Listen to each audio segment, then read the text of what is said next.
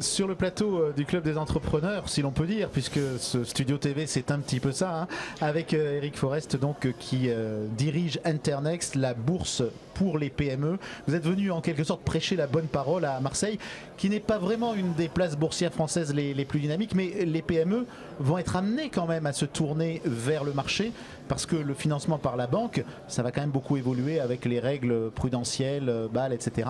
Aujourd'hui, la bourse, ça peut être une solution pour une PME? Alors oui, la bourse, c'est déjà une solution. Donc je suis venu aussi pour rencontrer des entrepreneurs, indépendamment de prêcher la bonne parole. Je crois que le premier sujet, c'est de les rencontrer, de comprendre leurs besoins, de comprendre leur stratégie, leur plan de développement, et donc de voir comment les marchés financiers peuvent être un outil effectivement intelligent, intéressant pour eux. Et c'est le cas. Alors, vous parliez du dynamisme de la région. Je pense que le dynamisme de la région en matière d'entrepreneuriat n'est plus à démontrer. Maintenant, on a un travail effectivement collégial à faire au niveau du fameux écosystème pour repositionner les marchés financiers comme un très bel outil permettant à ces jeunes entrepreneurs de faire face à une très forte croissance, à des projets ambitieux de développement et donc des besoins de fonds.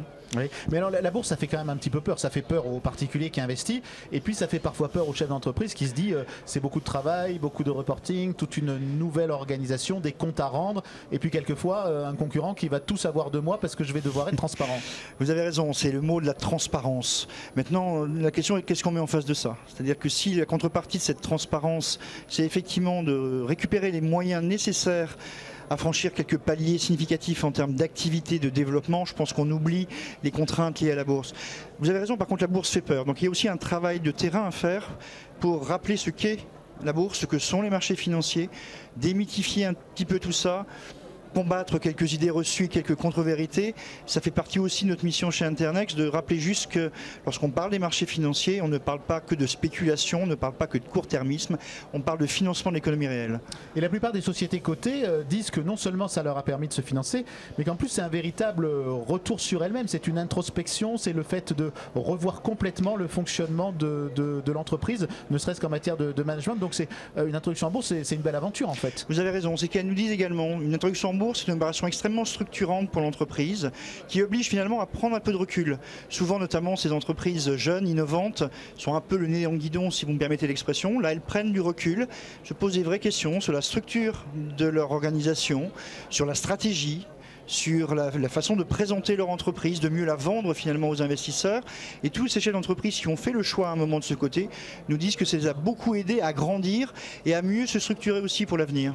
Un écosystème, comme on dit désormais sur le plan boursier, c'est non seulement des entreprises et puis des opérateurs, mais aussi des intermédiaires qui vont dire à l'entreprise il faut y aller, des experts comptables, des commissaires aux comptes, des fonds spécialisés. Ça existe dans notre région? Bien sûr que ça existe, ils sont nombreux, conseils, avocats, auditeurs, banquiers, investisseurs privés qui chaque jour accompagnent ces entreprises dans leur problématique de financement. Donc c'est aussi un travail de terrain et de fond que nous avons construit depuis 2 ans avec cet écosystème pour travailler ensemble intelligemment pour le bénéfice de ces entreprises.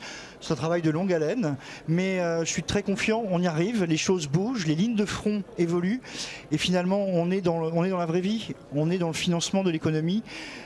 Donc oublions les chapelles, oublions quelques guerres de clochers ou querelles de clochers. On est tous là pour aider ces entreprises et leur faciliter l'accès au financement.